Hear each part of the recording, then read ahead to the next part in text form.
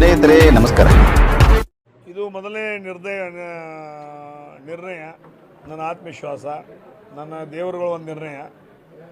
ಬಹುಶಃ ಕೈ ಹಾಕಬಾರ್ದ ಜಾಗದಲ್ಲಿ ಯಾರೋ ಒಬ್ಬರು ಕೈ ಹಾಕಿ ಅವು ಕೈ ಸುಟ್ಕೊಂಡ್ರು. ಆದರೆ ನನ್ನ ಜನ, ನಮ್ಮ ತಾಲೂಕು, ನಮ್ಮ ಸ್ವಾಭಿಮಾನ, ನಮ್ಮ ಸಂಘ ಸಂಸ್ಥೆಗಳು, ನಮ್ಮ ಜನರಲ್ಲೇ ಇರಬೇಕನ್ನುವಂಥ ಅವರ ಪ್ರೀತಿ, ಆ ನಿಟ್ಟಿನಲ್ಲಿ ನಮ್ಮ ತಾಲೂಕಿನ ದೇವರು ಇದೊಂದು ಪ್ರಚಂಡವಾಗಿರ್ತಕ್ಕಂಥ ಜಯವನ್ನು ನಮಗೆ ಒದಗಿಸಿಕೊಟ್ಟಿದ್ದಾರೆ. ನನ್ನ ದೇವರುಗಳಿಗೆ, ನನ್ನ ತಾಲೂಕಿನ ಜನರಿಗೆ, ನನ್ನ ತಾಲೂಕಿನ ಹಿರಿಯರಿಗೆ ಮತ್ತು ಮತದಾರರಿಗೆ ಈ ಗೆಲುವನ್ನು ನಾನು ಸಮರ್ಪಣೆ ಮಾಡ್ತೀನಿ.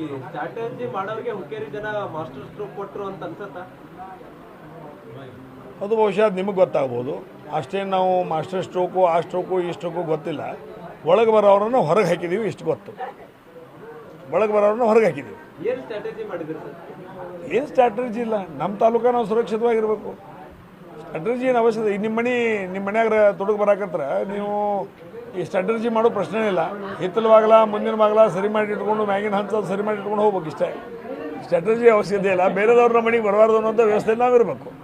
ಒಬ್ಬರು ಬರಲಿಲ್ಲ, ಘಟಾನುಘಟಿನೂ ಎಲ್ಲರೂ ನಿಮ್ಮ ತಾಲೂಕಿನಾಗ ಇದ್ರೆ ಆದರೂ ಕೂಡ ಘಟಾನಿಗ ಈ ನೋಡ್ರಿ, ಸ್ವಾಭಿಮಾನದ ಮುಂದೆ ದನ, ಇವು ಹಣ ಮತ್ತು ದರ್ಪ ಮತ್ತು ಈ ಗುಂಡಾಗಿರಿ ಅಥವಾ ಘಟಾನುಘಟಿ ಏನೂ ನಡೆಯೋದಿಲ್ಲ.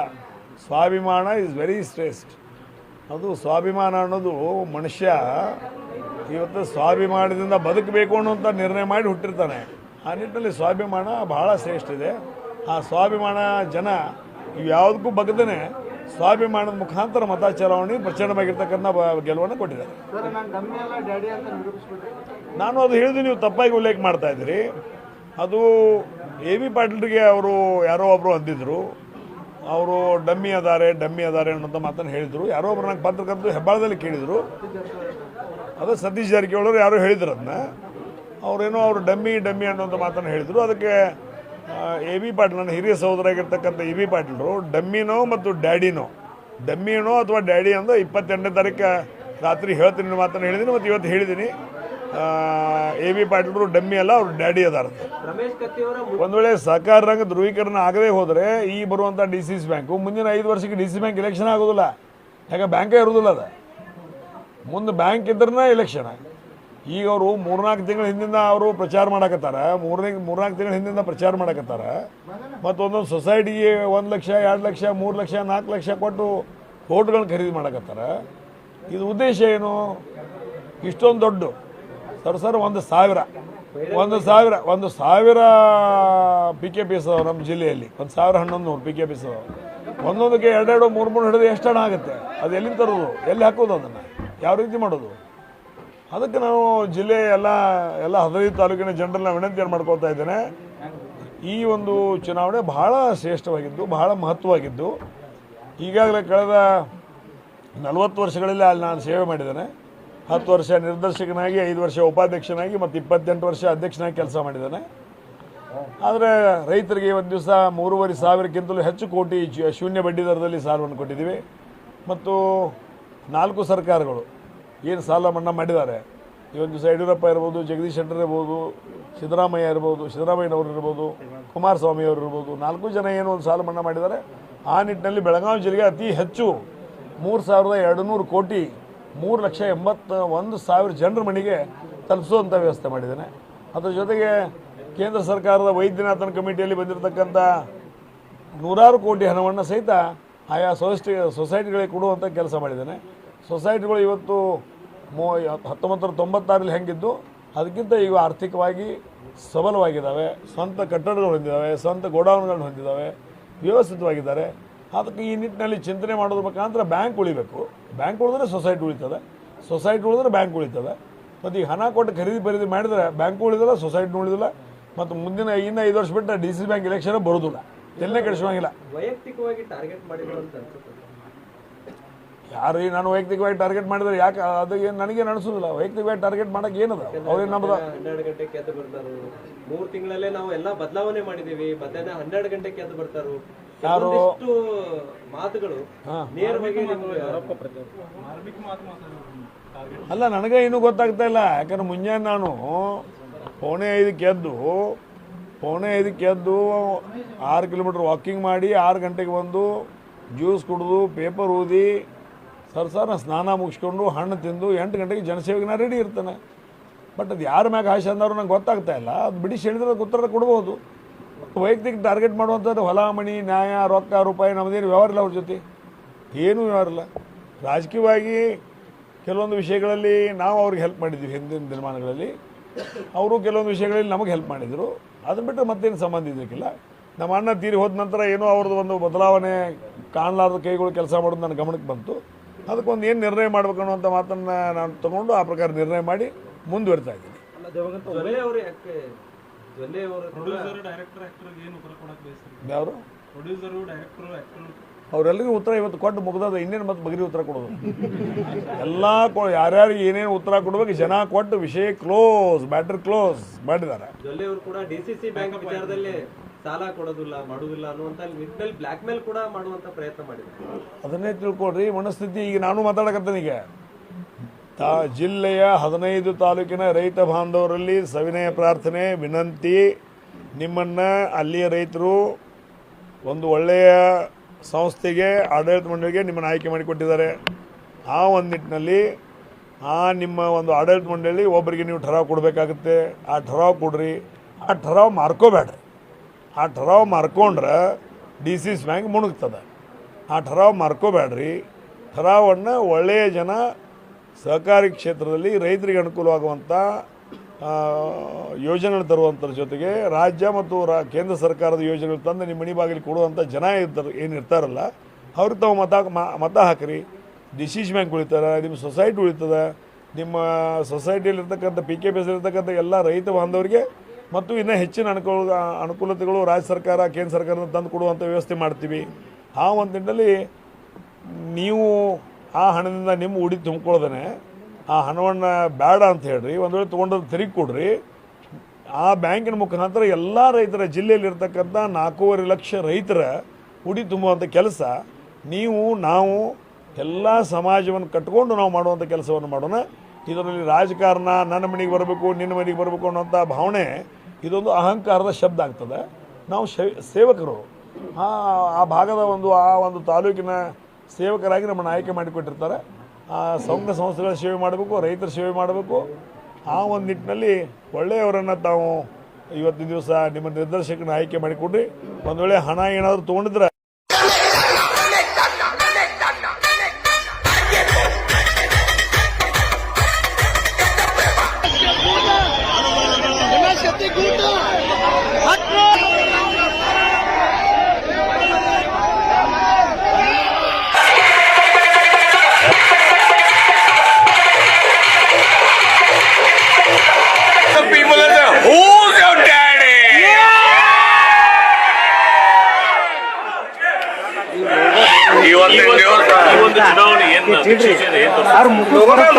ಅಲ್ಲ, ಈಗ ನೋಡಿ ನಮ್ಮ ಶೃಂಗೇರಿ ತಾಲೂಕಿನ ಸ್ವಾಭಿಮಾನಿಗೆ ಧಕ್ಕೆ ಕೊಡೋಕೆ ಯಾರು ಬಂದ್ರು ನಾವು ಎಲ್ಲರೂ ಕೂಡಿ ಅವ್ರನ್ನ ಎಲ್ಲಿ ಕಳಿಸ್ಬೇಕನ್ನೋ ಕಳಿಸೋ ನಿರ್ಣಯ ಮಾಡಿ.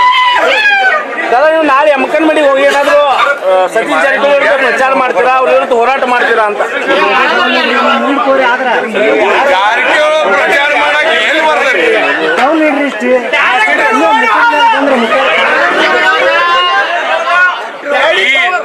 ಈ ಚುನಾವಣೆ ಮುಖಾಂತರ ಎಲ್ಲ ನಮ್ಮ ಬೆಳಗಾವಿ ಜಿಲ್ಲಾ ಆಗಲಿ ನಮ್ಮ ಇಡೀ ರಾಜ್ಯಕ್ಕಾಗಲಿ ಒಂದು ಸೂಚನೆ ಕೊಟ್ಟಿದ್ದೀವಿ.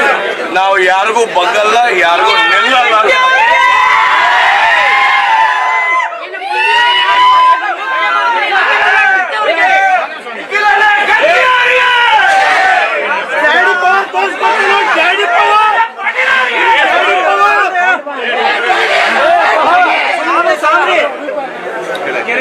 ಮಾನ್ಯ ಮಾಜಿ ಸಂಸದರ ಬಗ್ಗೆ ತಾವು ಕೇಳ್ತಾ ಇದ್ರಿ.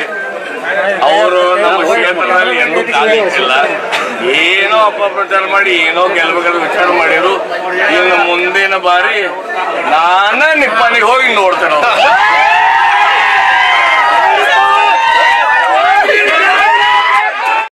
ಎಲ್ಲರಿಗೂ ನಮಸ್ಕಾರ. ತಾವೆಲ್ಲರೂ ಈಗ ನೋಡ್ತಾ ಇದ್ರಿ ಅಂದ್ರೆ ನಾವು ಬಂದ್ ಭಾಷಣ ಮಾಡ್ತಾ ಇದೀವಿ, ನಮ್ ವಿರೋಧಿಗಳು ಬಂದ್ ಭಾಷಣ ಮಾಡ್ತಾ ಇದೀವಿ. ಈಗ ನಾವಿರ್ಬೋದು ಸತೀಶ್ ಜಾರಕಿಹೊಳಿ ಅಣ್ಣ ಸಾಹೇಬ್ ಜೊಲ್ಲೆ ಅವ್ರು ಎಷ್ಟು ಶಾಂತಲೆ ಸಮಾಧಾನಲೆ ಇಲೆಕ್ಷನ್ ಮಾಡ್ತೇವೆ. ನಮಗೆ ಸಿಟ್ಟು ಅಂಜಿಕೆ ಭಯ ಯಾವುದೂ ಇಲ್ಲ. ಆದ್ರೆ ನಮ್ ವಿರೋಧಿಗಳು ನೀವೆಲ್ಲ ನೋಡತ್ತೀರಿ, ಮೈಕ್ ಹಿಡಿದ್ರೆ ಬಾಯಿಗೆ ಬಂದಂಗ್ ಬೈಯುದು ಎಲ್ಲ ಮಾಡ್ತಾರೆ. ಯಾಕೆ ಹಿಂಗ ಆಗ್ತೈತೆ ಅಂದ್ರೆ ರೀ, ಯಾರಿಗೆ ಟೆನ್ಷನ್ ಇರ್ತೈತಲ್ಲ ಅವ್ರಿಗೆ ಮೈಂಡ್ ಕಂಟ್ರೋಲ್ ಆಗಿ ಉಳಿದಿಲ್ರಿ.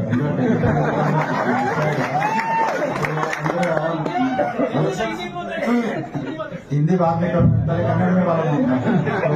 ಅದಕ್ಕ ಅವ್ರಿಗೆಲ್ಲ ಸ್ವಲ್ಪ ಟೆನ್ಷನ್ ಇದ್ದಾಗ ಹೆಂಗ್ ಮಾಡ್ತಾರೆ. ಈಗ ನನಗೂ ಅಣ್ಣ ಸಾಹೇಬು ಸತೀಶ ಒಟ್ಟ ಟೆನ್ಷನ್ ಇಲ್ಲ.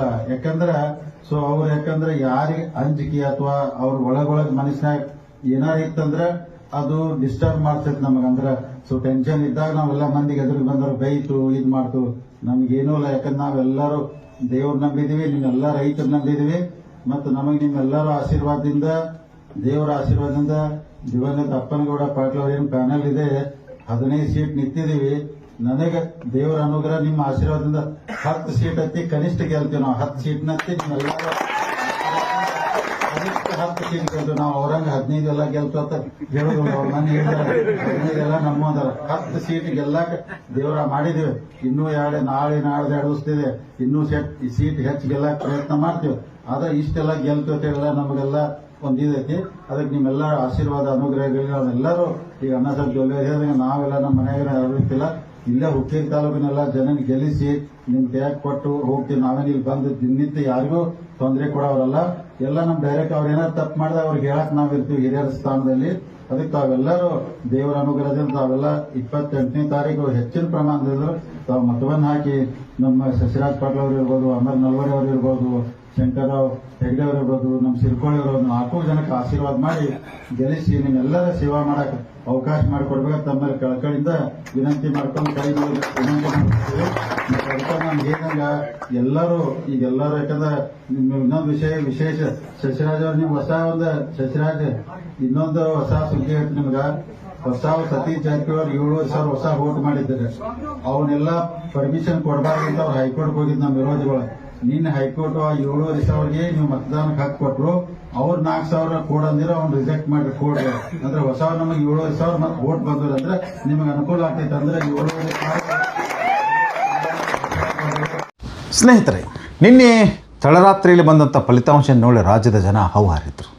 ಹೀಗೂ ಫಲಿತಾಂಶ ಬರ್ಬೋದಾ ಅಂಥೇಳಿ ಅವರು ವಿಚಿತ್ರ ಕುತೂಹಲ ಅನುಭವಿಸಿದರು. ಯಾಕಂದ್ರೆ ಬೆಳಗಾವಿ ಜಿಲ್ಲೆಯಲ್ಲಿ ತೀವ್ರವಾದ ಪ್ರಬಲವಾದ ಹಿಡಿತ ಸಾಧಿಸಿರ್ತಕ್ಕಂಥ ಜಾರಕಿಹೊಳಿ ಫ್ಯಾಮಿಲಿ ನಿನ್ನೆ ಸಂಪೂರ್ಣವಾಗಿ ಸೋತು ಹೋಗಿತ್ತು.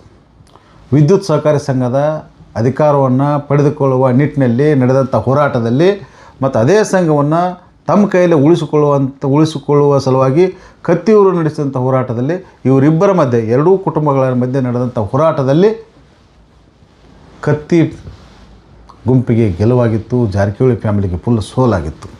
ಜಿಲ್ಲಾದಾಗ ಯಾರೂ ನಮ್ಮನ್ನು ಕೈ ಹಿಡಿಯೋರಿಲ್ಲ. ಮತ್ತು ನಾವು ನಡೆದಿದ್ದ ದಾರಿ ಅಂದರೆ ಆಣಿ ತುಳಿದಿದ್ದ ದಾರಿ ಅಂತೇನು ಭಾವಿಸ್ಕೊಂಡಿದ್ರು. ಅಧಿಕಾರವನ್ನು ಪಡೆಯುವ ಹಂತದಲ್ಲಿ ಹೆಜ್ಜೆ ಒಳಗೆ ಸ್ಟೆಪ್ ಬೈ ಸ್ಟೆಪ್ ತೆಗೆದುಕೊಳ್ಳೋ ವಿಷಯದಲ್ಲಿ ಇವರೇನು ಜಾರಕಿಹೊಳಿ ಅವರೇನು ಹೊರಡಿಸಿದ್ರಲ್ಲ ಅಶ್ವಮೇಧ ಕುದುರೆಯನ್ನು, ಅದನ್ನು ರಮೇಶ್ ಕತ್ತಿಯವರು ಕಟ್ಟಿ ಹಾಕಿದರು ಅನ್ನುವಂಥದ್ದು ನಿನ್ನೆ ಪಬ್ಲಿಕ್ ಆಗಿರುವಂಥದ್ದು. ಈ ಫಲಿತಾಂಶ ಪ್ರಕಟ ಏನಾತ ವಿದ್ಯುತ್ ಸಹಕಾರಿ ಸಂಘದ ಚುನಾವಣೆ ಫಲಿತಾಂಶ ಪ್ರಕಟ ಆದಮೇಲೆ ಇದೆಲ್ಲ ಗೊತ್ತಾಗಿರುವಂಥದ್ದು. ಸ್ನೇಹಿತರೆ, ಏನು ನಮಗೆ ವಿಚಿತ್ರ ಏನು ಅನ್ನಿಸ್ತೈತೆ ಅಂದರೆ ಸ್ಪರ್ಧೆ ಮಾಡಿರ್ತಕ್ಕಂಥ 15 ಕ್ಯಾಂಡಿಡೇಟುಗಳಲ್ಲಿ ಒಬ್ಬರು ಗೆಲ್ಲಿಲ್ಲ. ಜಾರಕಿಹೊಳಿ ಫ್ಯಾಮಿಲಿಯವರು ನಿಲ್ಲಿಸಿದಂಥ 15 ಕ್ಯಾಂಡಿಡೇಟ್ಗಳನ್ನು ಯಾರೂ ಗೆಲ್ಲಿಲ್ಲ. ಅವರು ಸೋತ್ರು ಎಷ್ಟು ಅಂತರದಿಂದ 5,000 ಮಿನಿಮಮ್ ಅಂದರೆ ಭಾಳ ಕಡಿಮೆ ಅಂದರೆ 3,500 ಮತಗಳ ಅಂತರದಿಂದ ಸೋತಂಥವ್ರು. ಉಳಿದಿದ್ದಲ್ಲ 5,000, 6,000, 7,000 ಇಷ್ಟು ಮತಗಳ ಅಂತರದಿಂದ ಸೋತದನ್ನು ಬಹುಶಃ ಇಲ್ಲಿವರೆಗೆ ನಾವು ಯಾರೂ ನೋಡಿರ್ಲಿಕ್ಕಿಲ್ಲ, ನೀವು ಕೇಳಿರ್ಲಿಕ್ಕಿಲ್ಲ. ಯಾಕಂದರೆ ಅವರ 3 ದಶಕಗಳ ರಾಜಕಾರಣದಲ್ಲಿ, ಅದರಲ್ಲೂ ಇತ್ತೀಚಿನ ಈ ಒಂದು ದಶಕದಲ್ಲಿ ಅವರು ಏನು ಉಚ್ಛ್ರಾಯ ಸ್ಥಿತಿ, ಅಧಿಕಾರ ಹೊಂದುವಂಥ ರಾಜಕಾರಣದ ಉಚ್ಛ್ರಾಯ ಸ್ಥಿತಿ ಏನಿತ್ತು ಜಾರಕಿಹೊಳಿಯವರು, ಅವ್ರು ಮುಟ್ಟಿದ್ದೆಲ್ಲ ಚಿನ್ನ ಆಗತ್ತಿತ್ತು. ಎಲ್ಲಿ ಕೈ ಹಿಡ್ತಾರೆ ಅಲ್ಲಿ ಚಿನ್ನ ಆಗತ್ತಿತ್ತು. ಬಟ್ ಫಸ್ಟ್ ಟೈಮ್ ಹುಕ್ಕೇರಿ ವಿದ್ಯುತ್ ಸಹಕಾರಿ ಸಂಘದ ಚುನಾವಣೆಯಲ್ಲಿ ಅವರು ಸೋಲ್ಕೊಂಡ್ರು ಅಂದ್ರೆ ಅವರೇನು ಸ್ಪರ್ಧೆ ಮಾಡಿರಲಿಲ್ಲ. ಅವ್ರು ಬೆಂಬಲಿಸಿದಂಥ ಕ್ಯಾಂಡಿಡೇಟ್ಗಳ ಸೋಲ್ಕೊಂಡ್ರು ಇದು ಜಿಲ್ಲಾದ ಮೇಲೆ ಭಾಳ ಪರಿಣಾಮ ಬೀರುವಂಥದ್ದು. ಸ್ನೇಹಿತರೆ, ವಿಷಯ ಯಾಕೆ ಸೋಲ್ತರು ಏನಾಯ್ತು ಅನ್ನೋದನ್ನು ಸ್ಟೆಪ್ ಬೈ ಸ್ಟೆಪ್ ಹೇಳೋ ಪ್ರಯತ್ನವನ್ನು ನಾನು ಮಾಡ್ತೀನಿ ಸ್ನೇಹಿತರೆ. ನೀವು ಮಾಡ್ತೀರಾ ಇದನ್ನು ಸ್ಕಿಪ್ ಮಾಡೋದ ಪೂರ್ತಿಯಾಗಿ ನೋಡಿರಿ ಅಂತ ಹೇಳುವಂಥದ್ದು ಸ್ನೇಹಿತರೆ. ನಿನ್ನೆ ನಡೆದಂಥ ಚುನಾವಣೆ ಒಳಗೆ ಜಾರಕಿಹೊಳಿ ಫ್ಯಾಮಿಲಿನೂ ನಿಲ್ಲಿಸಿದ್ರು. ಅದು ಹುಕ್ಕೇರಿ ಭಾಗದನ ಕ್ಯಾಂಡಿಡೇಟ್ಗಳನ್ನ ಇವ್ರು ನಿಲ್ಲಿಸಿದರು, ರಮೇಶ್ ಕತ್ತಿ ಅವರು ನಿಲ್ಲಿಸಿದರು. ಅವ್ರು ಏನು ಮಾಡಿದ್ರು, ಸ್ವಾಭಿಮಾನದ ಹೋರಾಟ ಅವ್ರು ಮಾಡಿದರು. ಅಪ್ಪನಗೌಡರ ಹೆಸರಿನ ಪೆನಲ್ ಮೇಲೆ ಜಾರಕಿಹೊಳಿ ಮಾಡಿದರು. ಅಪ್ಪನಗೌಡರಾದ್ರು ಸಹಕಾರಿ ಕ್ಷೇತ್ರದಲ್ಲಿ ದೊಡ್ಡ ಹೆಸರು. ಅವರು ದೇಶದಲ್ಲಿ ಅತಿ ಪ್ರಸಿದ್ಧವಾಗಿರ್ತಕ್ಕಂಥ ಸಂಕೇಶ್ವರದ ಹೀರಾ ಶುಗರ್ ಫ್ಯಾಕ್ಟ್ರಿ ಫೌಂಡರ್ ಅವರು. ಹಾಗೆ ಈ ವಿದ್ಯುತ್ ಸಹಕಾರಿ ಸಂಘದ ಫೌಂಡರ್ ಕೂಡ ಅವರು ಹೌದು. ಅವರನ್ನು ನೆನಪಿನಲ್ಲಿ ಇವರು ಒಂದು ಪೆನಲ್ ಮಾಡಿದರು. ಸ್ವಾಭಿಮಾನ ಬೇರೆ ತಾಲೂಕಿನವರ ಇಲ್ಯಾಕೆ ಬರ್ತಾರೋ ಅನ್ನೋ ದೃಷ್ಟಿಯೊಳಗೆ ಸ್ವಾಭಿಮಾನದ ಪ್ಯಾನಲನ್ನು ರಮೇಶ್ ಕತ್ತಿ ಅವರು ಮಾಡಿದರು. ಆದರೆ ಏನಪ್ಪ ಅಂದ್ರೆ ಇವರೇನು ನಿಲ್ಲಿಸಿದ್ರಲ್ಲ, ಜಾರಕಿಹೊಳಿ ಅವರು ಈ ವಿಷಯದಲ್ಲಿ ಏನಾಯ್ತಂದ್ರೆ ಅವ್ರ ಅಶ್ವಮೇಧ ಕುದುರೆ ಭಾಳ ನಾಗಾಲೋಟದಿಂದ ಸ್ಪೀಡಾಗಿ ಹೊಂಟಿತ್ತು. ಯಾರೂ ತಡೆದಿರಲಿಲ್ಲ, ಯಾರೂ ಕಟ್ಟಿ ಹಾಕಿರಲಿಲ್ಲ. ಆದರೂ ಕಟ್ಟಿ ಹಾಕೋ ಪ್ರಸಂಗವನ್ನು ಇವರನ್ನು ನಿರ್ಮಾಣ ಮಾಡಿಕೊಂಡ್ರೇನು ಅನ್ನುವಂಥದ್ದು ಪರಿಸ್ಥಿತಿ ಬಂತು ಅಂತ ಹೇಳುವಂಥದ್ದು ಸ್ನೇಹಿತರೆ. ಹೆಂಗಂತೀರಿ? ಕಳೆದ ವರ್ಷ DCC ಬ್ಯಾಂಕಿನಿಂದ ಏನಾಗಿತ್ತು, ಒಂದು ಸ್ವಲ್ಪ ಹಿನ್ನೆಲೆ ಹೋಗೋಣ. ಇದಕ್ಕೆ ಏನೇನಾಯ್ತು ಹಿನ್ನೆಲೆ ಹೋಗೋಣ. ಹಿನ್ನೆಲೆ ಏನಪ್ಪ ಅಂದ್ರೆ, ಕಳೆದ DCC ಬ್ಯಾಂಕ್ ಚುನಾವಣೆಯಲ್ಲಿ DCC ಬ್ಯಾಂಕಿನ ಅಧ್ಯಕ್ಷ ಹುದ್ದೆಯಿಂದ ರಮೇಶ್ ಕತ್ತಿಯನ್ನು ಇಳಿಸೋ ಸಲುವಾಗಿ ಉಳಿದೆಲ್ಲ ಜನ ಯಾರು ಉಳಿದೆಲ್ಲ ಡೈರೆಕ್ಟರ್ಗಳು ಕೂಡಿ ಅವ್ರನ್ನ ಇಳ್ಸೋಕೆ ಅವರೊಂದು ಹಂಚಿಕೆ ಮಾಡಿದ್ರು, ಟ್ರೈ ಮಾಡಾಕತ್ತಿದ್ರು. ಯಾಕೆ ಅವ್ರನ್ನ ರಮೇಶ್ ಕತ್ತಿಯನ್ನು ಇಳ್ಸೋಕೆ ಚಾಲೂ ಮಾಡಿದ್ರು ಅಂದ್ರೆ, ಇವರು ಬಾಲಚಂದ್ರ ಜಾರಕಿಹೊಳಿ ಹೇಳಿದ್ದನ್ನು ಅಷ್ಟೇ ಕೇಳ್ತಾರೆ, ನಾವು ಹೇಳಿದ್ದನ್ನು ಕೇಳತ್ತಿಲ್ಲ, ಅದಕ್ಕಾಗಿ ಅವ್ರನ್ನ ಇಳಿಸ್ಬಿಡೋಣ ಅಂತೇಳಿ ಅವ್ರು ನಿರ್ಧಾರ ಮಾಡಿದರು. ಆ ನಿರ್ಧಾರ ಮಾಡಿದ್ದನ್ನು ಇದು ಯಾವಾಗ ಬಾಲಚಂದ್ರ ಜಾರಕಿಹೊಳಿ ಗೊತ್ತಾದ ಕೂಡಲೇ ಅವ್ರು ಏನು ಮಾಡಿಬಿಟ್ರು ಅಂದ್ರೆ, ಈ ರಮೇಶ್ ಕತ್ತಿ ಅವ್ರ ರಾಜೀನಾಮೆ ಪಡೆಯೋ ಕೆಲಸಕ್ಕೆ ಅವರ ಮುಂದಾಳತ್ತು ವಹಿಸ್ಬಿಟ್ರು. ಜೊಲ್ಲೆ ಅವರಿಗೆ ತಮ್ಮ MP ಎಲೆಕ್ಷನ್ದಾಗ ಸಪೋರ್ಟ್ ಮಾಡಲಿಲ್ಲ, ಸೋಲ್ಸೋಕೆ ಪ್ರಯತ್ನ ಮಾಡ್ರು ಅನ್ನೋದೊಂದು ಸೇಡ್ ಅದೊಂದಿತ್ತು. ಆಮೇಲೆ ಅದಕ್ಕಾಗಿ ಅವ್ರು ಉಳಿದೆಲ್ಲ ಡೈರೆಕ್ಟ್ರನ್ನ ಕೂಡಿಸಿ ಅದನ್ನು ಇಳಿಸೋ ಪ್ರಯತ್ನ ಮಾಡಿದ್ರೆ, ಯಾರ ಸಲುವಾಗಿ ಇವ್ರು ಇಳಿಸೋಕೆ ಪ್ರಯತ್ನ ಮಾಡಿದ್ರು ಅದೇ ವ್ಯಕ್ತಿಗಳನ್ನು ರಮೇಶ್ ಕತ್ತಿ ಅವ್ರನ್ನ ಕೆಳಗಿಳಿಸುವ ಹಂಚಿಕೆ ಗುಂಪಿನ ಲೀಡ್ರಾಗಿ ಹೋಗಿಬಿಟ್ರು. ಇದು ವಿಚಿತ್ರ ಅನಿಸೋದಿಲ್ಲ ಸ್ನೇಹಿತರೆ? ಎಸ್, ಅವರು ಯಾವಾಗ ಇವ್ರು ರಾಜೀನಾಮೆ ಕೊಡುವಂಗೆ ಏನು ಒತ್ತಡ ಕ್ರಿಯೇಟ್ ಮಾಡಿರು, ನಿಮ್ಮ ಅವ್ರ ಕಡೆ ಯಾರೂ ಇರಲಿಲ್ಲ. ರಮೇಶ್ ಕತ್ತಿ ಅವ್ರ ಕಡೆ DCC ಬ್ಯಾಂಕದ ಅಧ್ಯಕ್ಷರ ಕೊನೆಗಳಿಗೆ ಅವ್ರ ಪರವಾಗಿ ಯಾರೂ ಇರಲಿಲ್ಲ, ಎಲ್ಲರೂ ಅವ್ರ ವಿರುದ್ಧ ಇದ್ದರು. ಮತ್ತು ಇವರು ರಾಜೀನಾಮೆ ಕೊಡಬೇಕು, ಇಲ್ದರ ಅವ್ರನ್ನ ಆಡಳಿತ ಮಂಡಳಿಯೊಳಗೆ ಅವಿಶ್ವಾಸ ಮಾಡಿ ತೆಗೀತು ಅಂತೇಳಿ ಅವರು ಫರ್ಮಾನ್ ಹೊರಡಿಸಿದ್ರು ಜಾರಕಿಹೊಳಿ ಫ್ಯಾಮಿಲಿ. ಆನಂತರ ಅವ್ರು ರಾಜೀನಾಮೆ ಕೊಟ್ಟು ಹೋಗಿಬಿಟ್ರು. ರಾಜೀನಾಮೆ ಕೊಟ್ಟು ಹೋದ ನಂತರ ನಾನು ಸಾಕಷ್ಟು ಸಾರಿ ಅವ್ರು ಭೇಟಿಯಾಗಿದ್ದೆ. ಏನಾದರೂ ನೀವು ರಾಜೀನಾಮೆ ಕೊಟ್ರಿ, ನಿಮ್ಮನ್ನು ಯಾಕೆ ಅವ್ರು ಹೊರಗೆ ಹಾಕಿರು ಅನ್ನೋದೊಂದು ಸ್ವಲ್ಪ ಆದ್ರೆ ಹೇಳ್ರಿ, ಜನಕ್ಕೆ ಉತ್ತರ ಬೇಕಾಗಿತ್ತು. ಇಂಥ ದೊಡ್ಡ ಫ್ಯಾಮಿಲಿ ಉಮೇಶ್ ಕತ್ತಿ ಅವರು ಇಲ್ಲ ಆದಮೇಲೆ ಹಿಂಗೆ ಆಗ್ತದ, ಒಂದು ಹೊಂದಾಣಿಕೆ ರಾಜಕಾರಣ ಮಾಡ್ತಾಯಿದ್ದಂಥ ನೀವು ಒಮ್ಮೆಲೆ ನಿಮಗೆ ಅವ್ರಿಗೆ ಕುಟುಂಬದಾಗ ಏನು ಕೇಳಿತು, ಯಾಕೆ ಕೇಳಿತು ಅದನ್ನು ಪಬ್ಲಿಕ್ದಾಗ ಮಾಡ್ರಲ್ಲ ಹೇಳ್ರಿ ಅಂತೇಳಿ ನಾನು ಸಾಕಷ್ಟು ಬಾರಿ ರಮೇಶ್ ಕತ್ತಿ ಅವ್ರನ್ನ ಭೇಟಿಯಾಗಿದ್ದೇನೆ. ಬಟ್ ಅವಾಗೆಲ್ಲ ಈಗ ಮಾತಾಡುವಂಥ ಸಮಯ ಇಲ್ಲ, ಈಗ ಪ್ರಸಂಗ ಬಂದಾಗ ಮಾತಾಡ್ತೀನಿ ಅಂತೇಳಿ ಗಪ್ ಆಗಿಬಿಟ್ಟಿದ್ರು. ಬಹುಶಃ ಅವರು ಜಾರಕಿಹೊಳಿ ಅವ್ರ ಬದಲು ಕೂಡ ಅವರು ವಿಶೇಷವಾಗಿ ವಿರೋಧ ವ್ಯಕ್ತಪಡಿಸಿರಲಿಲ್ಲ. ಅವಾಗ ಒಂದು ಬೃಹತ್ ಮಾತಾಡ್ತಿರ್ತಿರಲಿಲ್ಲ ಅವರು. ಅದರ ಆದ ನಂತರ ವಿದ್ಯುತ್ ಸಹಕಾರಿ ಸಂಘದ 5 ಮಂದಿ ಡೈರೆಕ್ಟರ್ಗಳು ಇವರಿಗೆ ಕೈ ಕೊಟ್ಟ ಜಾರಕಿಹೊಳಿ ಕಡೆ ಹೋದರು. ಜಾರಕಿಹೊಳಿ ಕಡೆ ಹೋದಾಗ ಅವರು 5 ಡೈರೆಕ್ಟರ್ಗಳು ವಿದ್ಯುತ್ ಸಹಕಾರಿ ಸಂಘ ಇವ್ರ ಕಡೆ ಇದ್ದು, 5 ಜಾರಕಿಹೊಳಿ ಇವರು MKMD ಶಾಸಕರು ಮತ್ತು ಮಂತ್ರಿ ಆಗಿರ್ತಕ್ಕಂಥ ಸತೀಶ್ ಜಾರಕಿಹೊಳಿ ಕಡೆ ಇದ್ದು. ಆ ಟೈಮಿನಾಗ ಕೊನೆಗಳಿಗಾಗ ಅವರು ಸತೀಶ್ ಜಾರಕಿಹೊಳಿ ನಮಗೆ ಸಪೋರ್ಟ್ ಮಾಡ್ತಾರೆ ಅಂತೇಳಿ ನಂಬಿಕೆ ಇಟ್ಟಿದ್ರು. ಈವನ್ ಅವ್ರು ಲಿಂಗಾಯತ್ ಸಮುದಾಯದವರು ನಾವು ಮಾಡ್ಕೊಂಡು ಯಾಕೆ ಇದ್ದ ಹಾಲಿ ಚೇರ್ಮನ್ ಆಗಿದ್ದಂಥ ಅವ್ರು ರಾಜೀನಾಮೆ ಕೊಡಿಸ್ರಿ, ಬೇರೆದವ್ರು ಮಾಡಿರಿ, ನಾವು ನಿಮಗೂ ಸಪೋರ್ಟ್ ಮಾಡೋದು ಅಂತೇಳಿ ಸಾಕಷ್ಟು ಡೈರೆಕ್ಟರ್ಗಳು ಅಂದಿದ್ರು. ಅವರು 5 ಜನ ಡೈರೆಕ್ಟರ್ಗಳು ಅಂದಿದ್ರು. ಬಟ್ ಯಾಕೋ ರಮೇಶ್ ಕತ್ತಿ ಅವರು ಆ ಕಡೆ ಲಕ್ಷ ವಹಿಸಲಿಲ್ಲ. ಏನು ಮಾಡಿಬಿಟ್ರು ಅಂದ್ರೆ ಅವರು ಸತೀಶ್ ಜಾರಕಿಹೊಳಿ ಮೇಲೆ ವಿಶ್ವಾಸ ಇಟ್ಟಿದ್ರು. ಅವ್ರು ನಮ್ಮ ಕೈ ಕೊಡೋಂಗಿಲ್ಲ ಮಾಡಿದ್ರು. ಅವರು ಏನು ಮಾಡಿದ್ರು, ತಮ್ಮ ಕಡೆ ಕ್ಯಾಂಡಿಡೇಟ್ ತಮ್ಮ ಕಡೆ ಮೆಜಾರಿಟಿ ಆಗುವವರೆಗೆ ಗಪ್ ಕುಡ್ತಿರ್ಕಂತೈತಿ. ಆ ನಂತರ ಇಲ್ಲ ನಾವು ಹೇಳು ಬಾಲಚಂದ್ರ ಅವರು ರಮೇಶ್ ಅವ್ರು ಕೇಳೋಂಗಿಲ್ಲ, ನೀವು ರಾಜೀನಾಮೆ ಕೊಡಿಸ್ಬಿಡ್ರಿ ಅಂತೇಳಿ ಫರ್ಮಾನ್ ಹೊರಡಿಸಿದ್ರು. ಅಲ್ಲಿಗೆ ರಮೇಶ್ ಕತ್ತಿ ಅವರು ಜಾರಕಿಹೊಳಿ ಮೇಲೆ ಇಟ್ಟಂಥ ನಂಬಿಕೆ ಹುಸಿ ಆಯಿತು ಅಂತ ಹೇಳುವಂಥದ್ದು ಸ್ನೇಹಿತರೆ. ನಮಗೊಂದು ವಿಷಯ ಏನು ಅರ್ಥ ಆಗಲಿಲ್ಲ ಅಂದ್ರೆ, ಸುಮಾರು ದಶಕಗಳ ಕಾಲ ರಾಜಕಾರಣದಲ್ಲಿ ಒಂದಕ್ಕೊಬ್ಬರು ಹೊಂದಾಣಿಕೆ ಹಾಕೊಂಡು ಇದ್ದಂಥ ಈ ಜನ ಅಂದರೆ ಕತ್ತಿ ಮತ್ತು ಜಾರಕಿಹೊಳಿ ಅವ್ರಿಗೆ ಮಧ್ಯೆ ಜಗಳ ಯಾಕೆ ಬಂತು ಅನ್ನೋದು ಗೊತ್ತಾಗಲಿಲ್ಲ. ಒಂದು ವಿಷಯಕ್ಕೆ ಬರಬೇಕಲ್ಲ, ಜಗಳ ಯಾಕೆ ಬಂತು ಅನ್ನೋದು ಗೊತ್ತಾಗಲಿಲ್ಲ. ಇನ್ನು ಬಹುಶಃ ಉಮೇಶ್ ಕತ್ತಿಯವರು ದಿವಂಗತರಾದ ಮೇಲೆ ಬಹುಶಃ ಆ ಕ್ಷೇತ್ರದ ಕಡೆ ಇವ್ರು ಕಣ್ಣು ಬಿತ್ತು ಏನೋ ಗೊತ್ತಾಗಲಿಲ್ಲ. ಜನ ಹೇಳ್ತಾರೆ ಒಂದು ವೇಳೆ ಉಮೇಶ್ ಕತ್ತಿಯವರು ಆದ ಕೂಡಲೇ ರಮೇಶ್ ಕತ್ತಿಯವ್ರದ್ದು ಏನು ಸ್ಟ್ರಾಟಜಿ ಉಳಿದಿಲ್ಲ, ನಾಯಕತ್ವ ಇಲ್ಲ, ಅವ್ರು ಸಿಕ್ಕಂಗೆ ಮಾತಾಡ್ತಾರೋ, ಅವ್ರು ಜನನೂ ಅವ್ರನ್ನ ಅಕ್ಸೆಪ್ಟ್ ಮಾಡೋಂಗಿಲ್ಲ, ಅದನ್ನು ನಾವು ಕಬ್ಜಾ ತೊಗೋಬೋದು ಅಂತೇಳಿ ಭಾವನೆ ಮೂಡ್ತೀವನ್ನೋ ಗೊತ್ತಾಗಲಿಲ್ಲ ನಮ್ಗೆ. ಸೊ ವಿದ್ಯುತ್ ಸಹಕಾರಿ ಸಂಘದಾಗ ಜಾರಕಿಹೊಳಿ ಅವರು ತಮ್ಮದೇ ಆದಂಥ ಗುಂಪಿನ ಅಧ್ಯಕ್ಷನ ಮಾಡಿದ್ರು. ಅದು ನಡೀತು. ನೆಕ್ಸ್ಟ್ 3 ತಿಂಗಳ ನಂತರ ಇಲೆಕ್ಷನ್ ನಡಿಬೇಕಾಗಿತ್ತು. ಅದು ಇದೆ ಕಳೆದ 28ನೇ ತಾರೀಕು ನಿನ್ನೆ ಇಲೆಕ್ಷನ್ ಘೋಷಣೆ ಆಗಿತ್ತು. ಆ ನಂತರ ಏನಾಗಿತ್ತು ಅಂದರೆ ಹುಕ್ಕೇರಿ ಕ್ಷೇತ್ರದಾಗ ಭಾಳ ಪ್ರಚಾರ ಮಾಡಕತ್ತರು. DCC ಬ್ಯಾಂಕ್ ಚಾಲು ಆಯ್ತು. DCC ಬ್ಯಾಂಕಿಂದು ಕೂಡ ಏನು ಮಾಡ್ರು, ಹುಕ್ಕೇರಿ ಕ್ಷೇತ್ರದಿಂದ DCC ಬ್ಯಾಂಕನ್ನು ಇವ್ರನ್ನ ಹಾರಿಸ್ಬೇಕಂತೇಳಿ ಜಾರಕಿಹೊಳಿ ಕಂಪ್ನಿ ರೆಡಿ ಆಗಿಬಿಟ್ಟಿತ್ತು. ರಮೇಶ್ ಕತ್ತಿ ಅವ್ರನ್ನ ಈ ಸಲ ಸೋಲಿಸ್ಬೇಕು, ಬೇರೆ ಕ್ಯಾಂಡಿಡೇಟ್ ನಿಲ್ಲಿಸ್ಬೇಕಂತೇಳಿ ಸಂಗಮ್ ಶುಗರ್ ಫ್ಯಾಕ್ಟ್ರಿ ಚೇರ್ಮನ್ ಆಗಿದ್ದಂಥ ರಾಜೇಂದ್ರ ಪಾಟೀಲ್ ಅವ್ರನ್ನ ತಮ್ಮ ಕ್ಯಾಂಡಿಡೇಟ್ ಅಂತೇಳಿ ಘೋಷಣೆ ಮಾಡಿತ್ತು. 20-25 ವರ್ಷಗಳಲ್ಲಿ ಇಲೆಕ್ಷನ್ ಆಗಿಲ್ಲ, ಫಸ್ಟ್ ಟೈಮ್ ಇಲೆಕ್ಷನ್ ಮಾಡಕತ್ತೀವಿ ಅಂತೇಳಿ ಘೋಷಣೆ ಆಯ್ತು.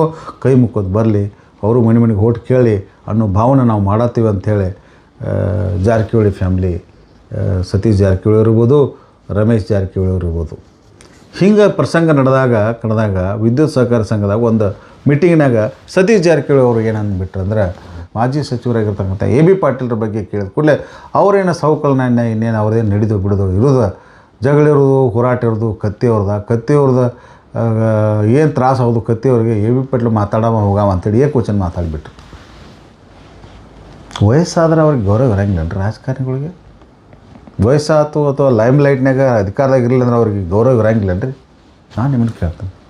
ಗೌರವ ಇರ್ತದೆ, ರೆಸ್ಪೆಕ್ಟ್ ಇರ್ತೈತಿ. ಅವ್ರ ಬಗ್ಗೆ ನಂಬಿಕೆ ಇದ್ದಂಥವ್ರು ಇರ್ತಾರೋ, ಅವ್ರ ಮೇಲೆ ಗೌರವ ಇಟ್ಕೊಂಡವ್ರು ಇರ್ತಾರೋ, ಅವ್ರಿಗೆ ಸಡನ್ನಾಗಿ ಏನಾರಾದರೂ ಅವ್ರು ತಕ್ಷಣ ರಿಯಾಕ್ಟ್ ಆಗುವಂಥವ್ರು ಇರ್ತಾರೋ.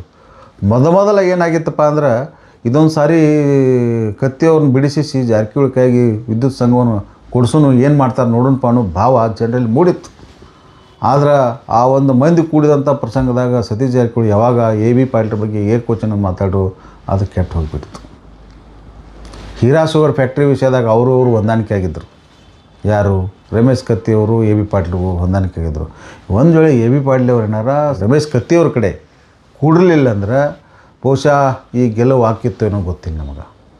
ಅಷ್ಟು ಬಿಂದಾಸಾಗಿ ಇಡೀ 15 ಸೀಟುಗಳು ಸ್ವಿಪ್ ಮಾಡಿಬಿಟ್ಟಿದ್ರು ನಿನ್ನೆ ಈ ಚುನಾವಣೆ ಒಳಗೆ.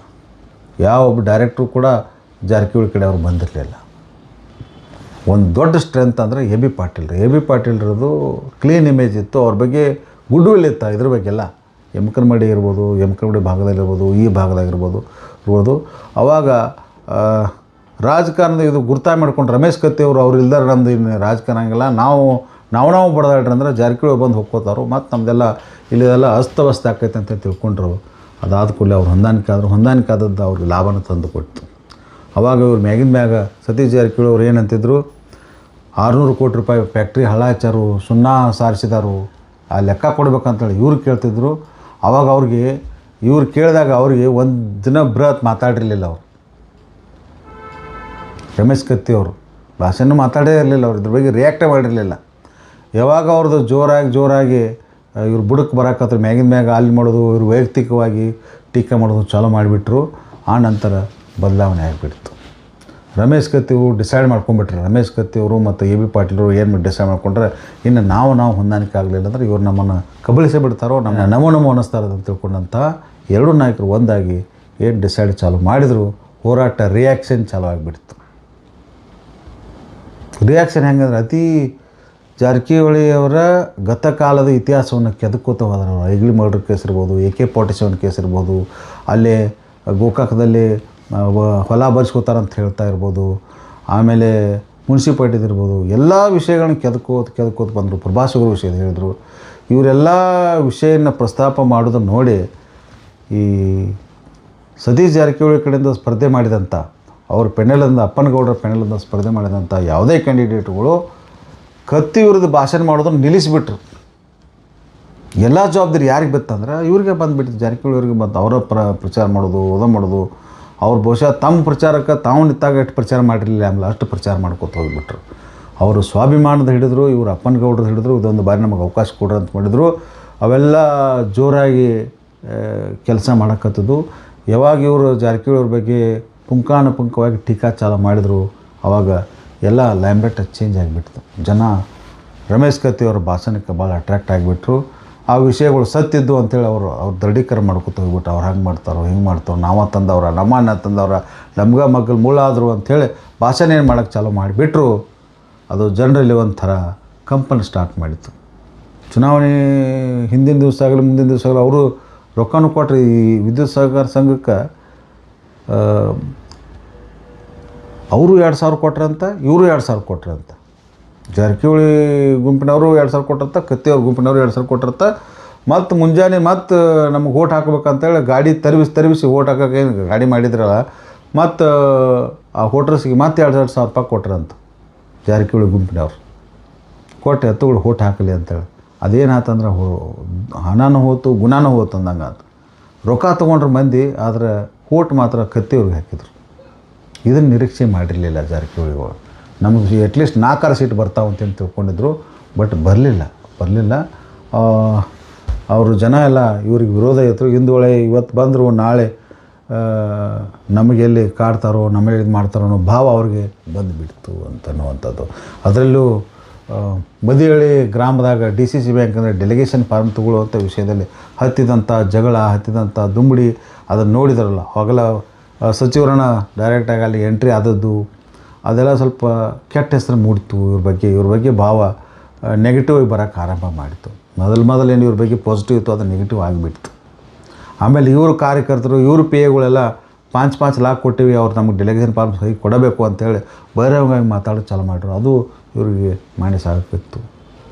5 ಲಕ್ಷ ಕೊಟ್ಟು ಇವರೆಲ್ಲ ಒಂದೊಂದು PKPSಗೆ 5 ಲಕ್ಷ ಕೊಟ್ರಂದ್ರೆ ನಾಳೆ ಆ ರೊಕ್ಕ DCC ಬ್ಯಾಂಕಿಂದ ಹೆಂಗೆ ತೊಗೋತಾರೋ ಅನ್ನೋ ಭಾವ ಮೂಡಾಕಿತ್ತು. ಈ ಎಲ್ಲ ಕಾರಣದಿಂದಾಗಿ ಸಾಕಷ್ಟು ರೊಕ್ಕನೂ ಹೋಯ್ತು, ಇದು ಹೋಯ್ತು. ಮತ್ತು ಅವ್ರ ಸೋಲಿಗೆ ಆದರೆ ಯಾರಿಗೆ ಈ ಜಾರಕಿಹೊಳಿ ಬೆಂಬಲಿತ ಕಾರ್ಯಕರ್ತರ ಅಂದರೆ ಅಭ್ಯರ್ಥಿಗಳ ಸೋಲಿಗೆ ಮತ್ತೊಂದು ಕಾರಣ ಅದು ಯಮಕನಹಳ್ಳಿ ಭಾಗದಾಗ, ಬಂಟಮೂರಿ ಭಾಗದಾಗ ಉಸ್ಕಿನ ಪ್ರಕರಣ ಇರ್ಬೋದು. ಆಮೇಲೆ ಗೋಕಾಕ ಮಿಲ್ ಬಂದ್ ಆದದಕ್ಕಾಗಿ ನಿರಾಶ್ರಿತ ಕಾರ್ಮಿಕರು ಅವರಿಗೆ ಆಸರೆ ಇಲ್ಲದಂಗೆ ಆಗಿರ್ಬೋದು. ಇವೆಲ್ಲ ಕಾರಣಗಳು ಫ್ಯಾಕ್ಟ್ರಿಗಳು ಕೂಡಿದ್ವು ಅಂಥೇಳಿ ಅಲ್ಲಿ ಜನ ಹೇಳ್ತಾರೆ. ಅಂದರೆ ಯಾಕೆ ಸೋಲಾತು ನಾವು ಸ್ವಲ್ಪ ಚರ್ಚೆ ಕೇಳಿದಾಗ ಇವನು ಸ್ವಲ್ಪ ವಿಷಯಗಳನ್ನ ಅಂದರೆ ಯಾವಾಗೋ ಇದ್ದಂಥ ಸೇಡನ್ನು ಈಗ ತೀರ್ಸ್ಕೊತಾರತ್ತ ಮಂದಿ. ಕಾದು ಕೂತಿರ್ತಾರಲ್ಲ, ಸೇಡು ತೀರ್ಸ್ಕೊಳಕ್ಕೆ ಅವಕಾಶವನ್ನು ಕಾಯ್ತಾ ಇರ್ತಾರೆ ಅಂತಾರಲ್ಲ, ಹಂಗೆ ಅವ್ರ ಕಾದ ಈ ಸಮಯದಾಗ ತೀರ್ಸ್ಕೊಂಡ್ಬಿಟ್ರೆ ಅಂತ. ಅದು ಒಂದು. ಎರಡನೇದು ಇವ್ರದ್ದು ಉಮೇಶ್ ಕತ್ತಿಯವರು ಅವರ ದಿವಂಗತ ಆದಮೇಲೆ ಅವ್ರ ಮೇಲೆ ಬರೆದಂಥ ಪುಸ್ತಕವನ್ನು ಕನಸುಗಾರನ್ನು ಪುಸ್ತಕ ಬಿಡುಗಡೆ ಕಾರ್ಯಕ್ರಮ ಇದೇ ಸಮಯದಾಗ ಹಮ್ಮಿಕೊಂಡ್ರಾಗ ಭಾವನಾತ್ಮಕವಾಗಿ ಜನರನ್ನು ಅವರ ಗಮನ ಸೆಳೆದು ಇವ್ರನ್ನ ಟೀಕಾನು ಮಾಡಿದರು. ಎಲ್ಲ ನಾಯಕರು, ಬಸನಗೌಡ ಪಾಟೀಲ್ ಯತ್ನಾಳ್ ಇರ್ಬೋದು, ಆಮೇಲೆ ಪ್ರಕಾಶ್ ಹುಕ್ಕೇರಿ ಅವರು ಇರ್ಬೋದು, ಇವರೆಲ್ಲ ಸಪೋರ್ಟ್ ಮಾಡ್ಕೊತ ಬಂದರು. ಅವರು ಬೆಳೆ ಜಿಲ್ಲಾ ಅಲ್ಲ, ಉತ್ತರ ಕರ್ನಾಟಕದ ಬಗ್ಗೆ ಮಾತಾಡ್ಕೊತ ಹೋಗ್ಬಿಟ್ರು. ಇಲ್ಲಿ ಪ್ರಸಂಗ ಏನಾತಂದ್ರೆ ಅವರು ರಮೇಶ್ ಕತ್ತಿಯವರು ಇದ್ರ ಬಗ್ಗೆ DCC ಬ್ಯಾಂಕ್ ಬಗ್ಗೆ ಆಮೇಲೆ ವಿದ್ಯುತ್ ಸಹಕಾರಿ ಚುನಾವಣೆ ಬಗ್ಗೆ ಇವ್ರು ಹೆಚ್ಚು ಗಮನ ಸೆಳೆಯಲಿಲ್ಲ ಅಂದ್ರೆ ಅವರು ಅಷ್ಟು ಈ ಮಟ್ಟದಲ್ಲಿ ಅವರು ಜನನಾಯಕರಾಗಿ ಗುರುತಿಸ್ಕೋತಿರ್ಲಿಲ್ಲ. ಲೀಡರ್ನು ಜಾರಕಿಹೊಳಿ ಮಾಡಿದಂಗೆ ಅವ್ರನ್ನ. ಯಾಕಂದ್ರೆ ಇವ್ರು ಎಷ್ಟೆಷ್ಟು ಅವ್ರು ದಬಾವ್ ಮಾಡಿದ ಕೂಡಲೇ ಅವರೆಲ್ಲ ಅಷ್ಟಷ್ಟು ಪುಷೌಟ್ ಹಾಕೋತ ಹೋಗಿಬಿಟ್ರು. ನೋಡಿ ಅವ್ರು ಮಾಡಿದ್ದನ್ನು, ಅವರು ಭಾಷಣ ಮಾಡಿದಂಥ ಮಾರಲಿಟಿ ಒಳಗೆ ಜಾರಕಿಹೊಳಿ ಫ್ಯಾಮಿಲಿ ಡ್ಯಾಮೇಜ್, ಕುಟುಂಬದ ಡ್ಯಾಮೇಜನ್ನು ಯಾರೂ ಇಲ್ಲಿವರೆಗೆ ಮಾಡ್ಕೊಂಡಿರಲಿಲ್ಲ. ಈ 30 ವರ್ಷಗಳ ಅವಧಿಯೊಳಗೆ ಯಾರೂ ಮಾಡಿರಲಿಲ್ಲ. ಅಷ್ಟು ಡ್ಯಾಮೇಜನ್ನು ಅವ್ರು ಮಾಡಿದ್ರು. ಈ ಡ್ಯಾಮೇಜನ್ನು ಕಂಟ್ರೋಲ್ ಮಾಡೋದು, ಇದನ್ನು ಯಂಗ್ಸ್ಟರ್ಗಳಿಗೆ ಹಳೆ ಇತಿಹಾಸ ಗೊತ್ತಿರಲಿಲ್ಲ ಜಾರಕಿಹೊಳಿ ಬಗ್ಗೆ. ಇದೆಲ್ಲ ಈ ಪ್ರಕರಣದ ಬಗ್ಗೆ ಗೊತ್ತಿರಲಿಲ್ಲ. ಈಗಿನ ಪ್ರಕರಣ ಇರ್ಬೋದು, AK-47 ಅವ್ರಿಗೆ ಕುತೂಹಲ ಇದೆಯಾ, ಹಂಗಂದ್ರೆ ಏನು, ಈಗಿನ ಪ್ರಕರಣ ಅಂದ್ರೆ ಏನು, AK-47 ಪ್ರಕರಣ ಅಂದ್ರೆ ಏನು ಅನ್ನೋದ್ರೊಳಗೆ ಅವ್ರು ಹಾಳಕ್ಕೆ ಅದಕ್ಕೂ ಹಂಗೆ ಅವಕಾಶವನ್ನು ಯಾರು ಮಾಡಿದ್ರು, ಕತ್ತಿಯವ್ರು ಮಾಡಿದ್ರು. ಕತ್ತಿಯವ್ರಿಗೆ ಯಾಕೋ ಇವ್ರ ಅಭಿಮಾನಿಗಳಿಗೆ, ಜೆ ಕಂಪನಿ ಅಂದರೆ ಜಾರಕಿಹೊಳಿ ಅಭಿಮಾನಿಗಳಿಗೆ ಸ್ವಲ್ಪ ನೋವು ತರಿಸ್ತದಲ್ಲ. ಇನ್ನೊಂದು ದೊಡ್ಡ ಫ್ಯಾಕ್ಟ್ರನ್ನ ಅಂದ್ರೆ ಕೆಲವೊಮ್ಮೆ ಏನಾಗಿಬಿಡ್ತಂದ್ರೆ ಚುನಾವಣೆ ಒಳಗೆ ಇದ್ರ ಸಮವಾಗಿ ನಡೆದದ್ದು. DCC ಬ್ಯಾಂಕದು ಚುನಾವಣೆ, ಡೆಲಿಗೇಷನ್ ಫಾರ್ಮ್ ಕೊಡೋದು ಇದು ಒಂದು ಕಡೆ, ಆಮೇಲೆ ಇದ್ರದ್ದು ವಿದ್ಯುತ್ ಸಹಕಾರ ಸಂಘದ ಚುನಾವಣೆ ಇದು ಒಂದು ಕಡೆ ಮಿಕ್ಸಪ್ ಆಗಿ ಆ ಭಾಷಣ ಅದ್ರದ್ದು ಈ ಕಡೆ ಮಾತಾಡ್ತಾರೋ ಇದ್ರದ್ದು ಆ ಕಡೆ ಮಾತಾಡ್ತಿದ್ರು. ಅವರು ಅತಿಯಾಗಿ ಓಲೈಕೆ ಚಾಲು ಮಾಡಿದರು. ಅಹಿಂದ ನಾಯಕರಾಗಿ ಗುರುತಿಸಿಕೊಂಡಂಥ ಜಾರಕಿಹೊಳಿ ಫ್ಯಾಮಿಲಿ ಲಿಂಗಾಯತರಿಗೆ ಓಲೈಸಿಗೂ ಚಾಲು ಆಯ್ತು. ಅದು ಒಂಥರ ಹಿಂದುಳಿದವರಿಗೆ ಒಂಥರ ಪ್ಯಾಟರ್ನ, ಅವ್ರಿಗೂ ಸ್ವಲ್ಪ ಮನಸ್ಸು ತಟ್ಟಿತೋ ಏನೋ ಗೊತ್ತಾಗಲಿಲ್ಲ. ಮನೆಗೆ ತಟ್ಟರು ಅಂಕ ಅಂತೈತಿ. ಆಮೇಲೆ ಇದರಲ್ಲಿ ಇವರು ಪೆನಲ್ದಾಗ ಇವರು ಜಾರಕಿಹೊಳಿ ಬೆಂಬಲಿತ ಪೆನಲ್ ಏನಿತ್ತು, ಆ ಪೆನಲ್ನಾಗ ಅಲ್ಪಸಂಖ್ಯಾತರಿಗೆ ಯಾರೂ ಸೀಟ್ ಕೊಟ್ಟಿರಲಿಲ್ಲ. ಇವ್ರು ನಾಮಿನೇಟ್ ಮಾಡ್ತು ಅಂತೇಳಿ ಅವಕಾಶ ಕೊಟ್ಟಿದ್ರು, ಅಂದ್ರೆ ಆಶ್ವಾಸನೆ ಕೊಟ್ಟಿದ್ರು ಅಂತ. ಬಟ್ ಕತ್ತಿ ಪ್ಯಾನಲ್ದವ್ರು ಒಬ್ಬರಿಗೆ ಹೆಣ್ಮಗಳಿಗೆ ಮಹಿಳಾ ಕೊಟ್ಟದಾಗ ಅವ್ರಿಗೆ ಅಲ್ಪಸಂಖ್ಯಾತ ಸಮುದಾಯದವರು ಹೆಣ್ಮಗಳಿಗೆ ಅವಕಾಶ ಕೊಟ್ಟಿದ್ರು. ಇವೆಲ್ಲ ಪ್ಯಾಟ್ರನ್ಗಳನ್ನ ಚೇಂಜ್ ಹಾಕೋತಾ ಹೋದವು. ದುಡ್ಡು ಹೋತು. ಆಮೇಲೆ ಸೋಲು ಆತಂತ. ಈ ಸೋಲು ರಾಜ್ಯ ಮಟ್ಟದ ಗಮನ ಸೆಳೀತಿದ್ದಲ್ಲ, ರಾಜ್ಯ ಮಟ್ಟದ ಗಮನ ಸೆಳೀತು. ಈ ಸೋಲನ್ನು ಯಾವ ರೀತಿ ಅವರು ಗೆಲುವನ್ನಾಗಿ ಯಾವಾಗ ಮಾಡ್ಕೋತಾರೋ ಅನ್ನೋದು ಮುಂದಿನ ದಿನಮಾನಗಳಲ್ಲಿ ಗೊತ್ತಾಗುವಂಥದ್ದು ಸ್ನೇಹಿತರೆ.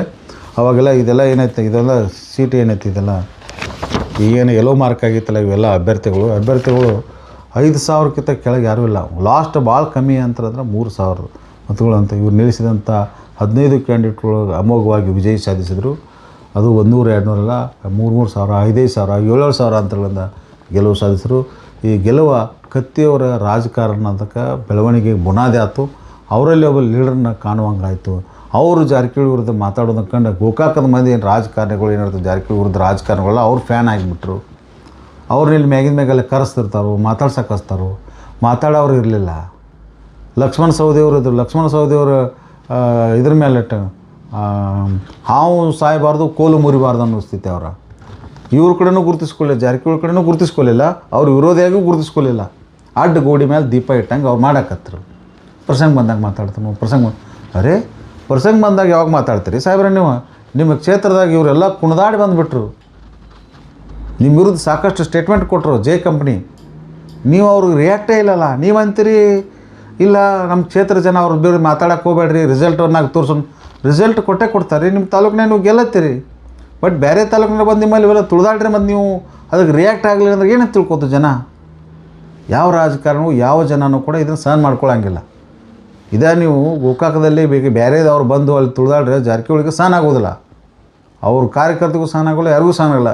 ಅವ್ರವ್ರ ತಾಲೂಕು ಅವ್ರವ್ರಿಗೆ ಶ್ರೇಷ್ಠ. ರಾಜಕಾರಣದಲ್ಲಿ ಏನಾಗಬೇಕಂದ್ರೆ ನಿಮ್ಮ ಕ್ಷೇತ್ರದಾಗ ನೀವಿರ್ರಿ, ನಮ್ಮ ಕ್ಷೇತ್ರ ನಾವಿರ್ತೀವಿ, ಎಲ್ಲರೂ ಕೂಡ ರಾಜಕಾರಣ ಜಿಲ್ಲಾ ರಾಜಕಾರಣ ಅನ್ನೋ ಭಾವದೊಂದಿಗಾದ್ರೆ ಅದು ಸರಿ ಹೋಗ್ತೈತಿ. ಎಲ್ಲ ನಮ್ಮದನ್ನು ನಡಿಬೇಕು ಅಂತ ಏನೇನು ಮಾಡಿರಂದ್ರೆ ಎಲ್ಲರೂ ಒಂದು ಅದು ಕಪ್ಪು ಚುಕ್ಕಿ ಆಗೇ ಆಗ್ತೈತಿ. ಹಂಗೆ ಈಗ ಜಾರಕಿಹೊಳಿ ಫ್ಯಾಮಿಲಿ ಎಲ್ಲ ಇದ್ರಾಗ ಭಾಗವಹಿಸಿತ್ತು. ಆದರೂ ಅವರು ಸೋಲಾಗಲಿಲ್ಲ ರೀ. ಸೋಲಾತಲ್ಲ, ಸಾಕಷ್ಟು ರೊಕ್ಕನೂ ಹೋಯ್ತು. ಇನ್ನು ಇದ್ರ ಇಫೆಕ್ಟ್, ಈ ಸೋಲಿನ ಇಂಪ್ಯಾಕ್ಟ DCC ಬ್ಯಾಂಕ್ ಮೇಲೂ ಆಗ್ಬೋದು. ಅದು ಮುಂದಿನ ದಿನಮಾನಗಳಲ್ಲಿ ನೋಡೋಣ ಸ್ನೇಹಿತರೆ. ಒಂದಂತೂ ವಿಷಯ ಅಂತ ಗೊತ್ತಾಯ್ತು ನಮ್ಗೆ. ಯಾಕಂದ್ರೆ ಹುಕ್ಕೇರಿ ಒಳಗೆ ಏನು ಸ್ವಾಭಿಮಾನಿ ಏನು ಪ್ಯಾನಲ್ ಇತ್ತಲ್ಲ, ಸ್ವಾಭಿಮಾನಿ ಹುಕ್ಕೇರಿ ತಾಲೂಕಿನ ಸ್ವಾಭಿಮಾನಿ AB ಪಾಟೀಲರು ಮತ್ತು ರಮೇಶ್ ಕತ್ತಿಯವರು ಮಾಡಿದಂಥ ಪ್ಯಾನಲ್ಲ ಅವ್ರಿಗೆ ಗೆಲುವು ತಂದು ಕೊಡ್ತು. AB ಪಾಟೀಲ್ ಅವರ ಕ್ಲೀನ್ ಇಮೇಜ, ಅವ್ರ ಬಗ್ಗೆ ಇಡೀ ಕ್ಷೇತ್ರದಾದ್ಯಂತ ಒಳ್ಳೆಯ ಅಭಿಪ್ರಾಯ, ಅವ್ರ ಬಗ್ಗೆ ಒಳ್ಳೆಯ ಅಭಿಪ್ರಾಯ ಇರುವಂಥದ್ದು. ಅವರಿಬ್ಬರು AB ಪಾಟೀಲರು ಮತ್ತು ರಮೇಶ್ ಕತ್ತಿಯವರು ಕೂಡಿ ಅಂತೇಳಿ ಅವ್ರ ಸ್ಟ್ರೆಂತ್ ಭಾಳ ದಪ್ಪ ಆಯ್ತು, ಸ್ಟ್ರೆಂತ್ ಭಾರಿ ಪವರ್ಫುಲ್ ಆಯ್ತು. ಒಂದು ವೇಳೆ AB ಪಾಟೀಲ್ ಅವರು ಕೂಡಲಿಲ್ಲ ಅಂದರೆ ರಮೇಶ್ ಕತ್ತಿಯವರು ಇಷ್ಟೇನು ಗೆಲುವು ಆಕ್ಕಿತ್ತನು ಅಂತೇಳಿ ನನಗೇನು ವಿಶ್ವಾಸ ಇರಲಿಲ್ಲ. ಅವರೆಲ್ಲರೂ ಕೂಡಿದಾಗ ಒಂದಕ್ಕೊಂದು ನೋಡ್ರಿ, ಯಾವತ್ತೂ ತಪ್ಪುಗಳನ್ನು ಸಾಕಷ್ಟು ವೇದಿಕೆ ಮೇಲೆ ನನ್ನಿಂದ ಹಿಂದಿನ ಸಾಕಷ್ಟು ತಪ್ಪುಗಳು ಆಗ್ಯಾವ ಅಂತೇಳಿ ರಮೇಶ್ ಕತ್ತಿಯವರು ಒಪ್ಕೊಂಡ್ರು. ಯಾವುದೇ ಜನ, ಯಾವುದೇ ರಾಜಕಾರಣಿ ತಮ್ಮ ತಪ್ಪನ್ನು ಒಪ್ಕೊಂಡ್ರೆ ಜನವನ್ನು ಒಪ್ಪಿ ಕ್ಷಮಿಸ್ತಾರೆ ಅನ್ನೋದಕ್ಕೆ ಈ ರಿಸಲ್ಟ್ ಸಾಕ್ಷಿ ಅಂತ ಹೇಳ್ಬೋದು ಸ್ನೇಹಿತರೆ. ಆ ಪುಸ್ತಕ ಬಿಡುಗಡೆಯಿಂದ ಭಾವನಾತ್ಮಕವಾಗಿ ಜನರನ್ನು ಆಕರ್ಷಣೆ ಮಾಡಿದರು, ಭಾವನಾತ್ಮಕವಾಗಿ ಟಚ್ ಆದರು ಅವರು. ಅದು ಕತ್ತಿಯವರಲ್ಲಿ ಒಂದು ಏನು ಸ್ಪೆಷಲ್ ಗುಣ ಏನಂತಂದ್ರೆ ಅವ್ರು ಒಳ್ಳೆ ಭಾಷಣಕಾರರು. ಯಾವುದೇ ವಿಷಯವನ್ನು ಮಂಡನೆ ಮಾಡುವಾಗ ಭಾಳ ಅದ್ಭುತವಾಗಿ ಜನರ ಮನಸ್ಸನ್ನು ತಟ್ತಾರೆ ಅವರು. ಅದೊಂದು ಕಲೆ ಅವರಿಗೆ ಸಿದ್ಧಿಸಿದೆ, ಅದು ಅವ್ರ ದೈವ. ಆಮೇಲೆ ಈ ಎಲ್ಲ ಪ್ರಕಾರಗಳು ಇದರೆಲ್ಲ ಗೆಲುವಿನ ರೂವಾರಿ ಯಾರು ಅಂತಂದ್ರೆ ಸೋಷಿಯಲ್ ಮೀಡಿಯಾ, ಮೇನ್ ಸ್ಟ್ರೀಮ್ ಚಾನಲ್ಗಳು ಯಾರೂ ಇದ್ರ ಬಗ್ಗೆ ಹೆಚ್ಚು ಮಹತ್ವನ ಗಳಿಸಲಿಲ್ಲ, ಹೆಚ್ಚು ಪ್ರಚಾರನೂ ಕೊಡಲಿಲ್ಲ. ಅಲ್ಲಿವರೆಗೂ ಕತ್ತಿಯವರು ಕೂಡ ಸೋಷಿಯಲ್ ಮೀಡಿಯಾ ಬಗ್ಗೆ ಅಷ್ಟೊಂದು ಆಸಕ್ತಿ ಇರಲಿಲ್ಲ. ಯಾವಾಗ ಸೋಷಿಯಲ್ ಮೀಡಿಯಾಗಳು ಅವ್ರದ್ದೆಲ್ಲ ವಿಷಯಗಳನ್ನೆಲ್ಲ ಮಂಡನೆ ಮಾಡೋಕ್ಕತ್ರ ಅವ್ರ ಬಗ್ಗೆ ಆಸಕ್ತಿ ಮಾಡಿ ಅವರು ಇಂಟ್ರೆಸ್ಟ್ ಕೊಟ್ಟು ಅದಕ್ಕೆ ಸಪೋರ್ಟ್ ಮಾಡಿದರು. ಜಾರಕಿಹೊಳಿಯವರಂತೆ ಸೋಷಿಯಲ್ ಮೀಡಿಯಾ ಬಗ್ಗೆ ಜವಾಬ್ದಾರಿ ಬಗ್ಗೆ ಗೊತ್ತಿರುವಂಥದ್ದು, ಅದನ್ನು ಸರಿಯಾಗಿ ಅವರು ಉಪಯೋಗ ಮಾಡ್ತಾ ಇರುವಂಥದ್ದು. ಸೊ ಅದನ್ನು ಕೂಡ ರಮೇಶ್ ಕತ್ತಿಯವರು ಕೂಡ ಅದನ್ನು ಯೂಸ್ ಮಾಡಿದರು. ನಾನು ಮಾಜಿ ಸಚಿವರಾಗಿರ್ತಕ್ಕಂಥ AB ಪಾಟೀಲ್ನ ಸಂದರ್ಶನ ಮಾಡಿದ್ದೆ. ಸಂದರ್ಶನ ಮಾಡಿದಾಗ ಅವರು ಹಿರಿಯರು ಹೆಂಗೆ ಮಾಡ್ಯಾರ ಅಂದರೆ, ಎಲ್ಲೂ ವಿಷಯವನ್ನು ನಾ ಸಾಕಷ್ಟು ವಿಷಯಗಳನ್ನ ತಡ್ಕೊಳ್ಳೋಕೆ ಪ್ರಯತ್ನ ಮಾಡಿದ್ರು ಅವರು ಎಲ್ಲೂ ಸಿಗಲಿಲ್ಲ. ಅವ್ರ ಮೈಗೆ ಎಣ್ಣೆ ಹಚ್ಕೊಂಡು ಜಟ್ಟಿ ಹಂಗೆ ಜಾರ್ಕೋತ ಹೋಗ್ಬಿಟ್ರು. ಆದರೆ ಒಳ್ಳೆಯ ವಿಷಯಗಳನ್ನು ಅವ್ರ ಕಂಟೆಂಟನ್ನು ಕೊಟ್ಟರು ಅನ್ನುವಂಥದ್ದನ್ನು ಇಲ್ಲಿ ನಾ ಹೇಳುವಂಥದ್ದು ಸ್ನೇಹಿತರೆ. ಜಾರಕಿಹೊಳಿ ಅವರು ಪಿ ಎಗಳು ಮಾಡುವ ಅತಿರೇಕ ವರ್ತನೆಯಿಂದ ಅಲ್ಲಿ ಜನ ಇವ್ರ ಮೇಲೆ ಹೇಟ್ನೆಸ್ ಆಗಿರುವಂಥದ್ದು. ಈ ಹಿಂದೆ 2018 ಅದು ಭಾಳ ಕಡಿಮೆ ಅಂತರದಿಂದ ಸತೀಶ್ ಜಾರಕಿಹೊಳಿ ಗೆದ್ದಿದ್ರು. ಎದಕ್ಕೆ ಕಾರಣ ಅಂದ್ರೆ ಅಲ್ಲೂ ಪಿ ಎಗಳು ಮಾಡಿದಂಥ ಅವಾಂತರಗಳಿಂದ ಅವರು ಸೋತಿದ್ರು. ಈಗೂ ಕೂಡ ಇಲ್ಲಿ ಸೋಲಲಿಕ್ಕೆ ಮುಖ್ಯ ಕಾರಣ ಇದೊಂದೇ ಅಲ್ಲ, ಸ್ವಾಭಿಮಾನ ಒಂದೇ ಅಲ್ಲ, ಇವರು ನೇಮಿಸಿದಂಥ ಪಿ ಎಗಳು ಮಾಡಿದಂಥ ಅತಿರೇಕ ವರ್ತನೆಗಳಿಂದ ಬ್ಯಾಸತ್ತಂಥ ಜನ ಈಗ ಈ ಪಿ ಎಗಳು ಈ ರೀತಿ ಮಾಡತ್ತಾರು. ನಾಳೆ ಅವ್ರು ಫುಲ್ ಟೈಮ್ ಅಧಿಕಾರಕ್ಕೆ ಬಂದರೆ ನಮ್ಮನ್ನೇನು ಮಾಡ್ಬೋದು ಅನ್ನೋ ಭಯ ಅವ್ನ ಕಾಡಿ ಇದ್ವಾತಕ ಸಾವುಕಾರ ಪಾಡ ಅಂಥೇಳಿ ರಮೇಶ್ ಕತ್ತಿ ಮತ್ತು ಎ ಬಿ ಪಾಟೀಲ್ ಪೆನ್ನಲ್ಗೆ ಓಟ ಹಾಕಿರುವಂಥದ್ದು ಸ್ನೇಹಿತರೆ. ಒಟ್ಟಿನಲ್ಲಿ ಒಂದು ಗೆಲುವ ಒಂದು ಏನೇನು ಸಾಧನೆ ಮಾಡಿಸ್ತೈತೆ ಅಂದರೆ ನಿನ್ನೆ ನಡೆದಂಥ ಗೆಲುವ ರಮೇಶ್ ಕತ್ತಿ ಅವ್ರು ಏನು ಗೆಲುವೇನಾಯ್ತು, ಅವ್ರ ಗುಂಪಿನ ಗೆಲುವೇನಾಯ್ತು, ಇವತ್ತು ಸಂಗಮ್ ಫ್ಯಾಕ್ಟ್ರಿ ಒಳಗೆ ಅವಿರೋಧ ಆಯ್ಕೆ ಇವ್ರದೇ ಪೆನಲನ್ನು ಆಗುವಂತೆ ಮಾಡಿತು ಅಂತ ಹೇಳುವಂಥದ್ದು ಸ್ನೇಹಿತರೆ. ಬಹುಶಃ ಈ ಗೆಲುವು ಇರಲಿಲ್ಲ ಅಂದರೆ ಅವರು ಇವರು ಕ್ಯಾಂಡಿಡೇಟ್ಗಳು ಅವ್ರು ಗೆಲ್ತಿರಲಿಲ್ಲ ಮತ್ತು ಅವರು ಚುನಾವಣೆ ಆಗಲಿ ಅಂತಿದ್ರು. ಬಟ್ ಇವತ್ತು ಅವಿರೋಧ ಆಯ್ಕೆ ಸಂಗಮ್ ಶುಗರ್ ಫ್ಯಾಕ್ಟ್ರಿಗೆ ಸಹಕಾರಿ ಸಕ್ಕರೆ ಕಾರ್ಖಾನೆ ಏನು ಆಯಿತು, ಅವ್ರಿಗೂ ಆಡಳಿತ ಮಂಡಳಿ ಚುನಾವಣೆ ನಡೆದಿತ್ತು. ಅದಕ್ಕೂ ರಾಜೇಂದ್ರ ಪಾಟೀಲ ಮತ್ತು ಶಶಿಕಾಂತ ನಾಯಕರನ್ನ ಅವರು ಇಟ್ಕೊಂಡ ಎಲ್ಲ ಇವ್ರ ಕ್ಯಾಂಡಿಡೇಟ್ಗಳನ್ನು ಆಯ್ಕೆ ಆದರು ಅನ್ನುವಂಥದ್ದು ಸ್ನೇಹಿತರೆ. ರಮೇಶ್ ಕತ್ತಿ ಅವರ ಈ ಒಂದು ಅಭೂತಪೂರ್ವ ಗೆಲುವು ಏನು ಮಾಡ್ತಾರೆ, ಜಿಲ್ಲಾದಲ್ಲಿ ಒಬ್ಬ ದೊಡ್ಡ ರಾಜಕಾರಣ ನಾಯಕನ ಹುಟ್ಟು ಹಾಕಿತು. ಲಿಂಗಾಯಪಿ ಹೋದಂಥ ಲೀಡರ್ಶಿಪ್ಪ ಈಗ ರಮೇಶ್ ಕತ್ತಿ ಅವ್ರಿಗೆ ಸಿಕ್ತು ಅಂತ ಹೇಳುವಂಥದ್ದು ಸ್ನೇಹಿತರೆ. ಇನ್ನು ಮುಂದಿನ ಹಲವಾರು ವಿಷಯಗಳನ್ನು ಚರ್ಚೆ ಮಾಡ್ಕೋತಾ ಹೋಗ್ತೀವಿ. ಇನ್ನು ಏನೇನು ಹೊಸ ಡೆವಲಪ್ಮೆಂಟ್ ಏನಾಯ್ತು, DCC ಬ್ಯಾಂಕ್ ಏನಾಕೈತಿ, DCC ಬ್ಯಾಂಕ್ ಯಾರು ಹೆಂಗೆ ವಿರೋಧ ಮಾಡ್ತಾರೋ, ಹೆಂಗೆ ಗೆಲ್ಲುವಾಕತಿ. ಈಗಂತೂ ಪಲ್ಚನ್ ಜಾರಕಿಹೊಳಿ ಹೇಳಿ ಹೇಳ್ತಾರೆ, ನಾವು ಯಾವುದೇ ಪರಿಸ್ಥಿತಿ 12 ಸೀಟನ್ನು ಗೆಲ್ತೀವಿ, DCC ಬ್ಯಾಂಕ್ನ ಅಧ್ಯಕ್ಷ ಸ್ಥಾನ ಉಪಾಧ್ಯಕ್ಷ ಸ್ಥಾನ ನಾವು ಹೇಳಿದವರು ಆಗ್ತಾರೋ, ಅಪೆಕ್ಸ್ ಬ್ಯಾಂಕ್ ನಾವು ಹೇಳಿದವರು ಆಗ್ತಾರೋ ಅನ್ನುವಂಥದ್ದನ್ನು ಮ್ಯಾಗಿನ ಮ್ಯಾಗಲ್ಲೇ ಭಾಷಣ ಮಾಡ್ತಾನೆ ಇದ್ದಾರೆ. ನೋಡಬೇಕು ಯಾರು ಏನೇನು ಆಗ್ತೈತಿ ಅನ್ನೋದು.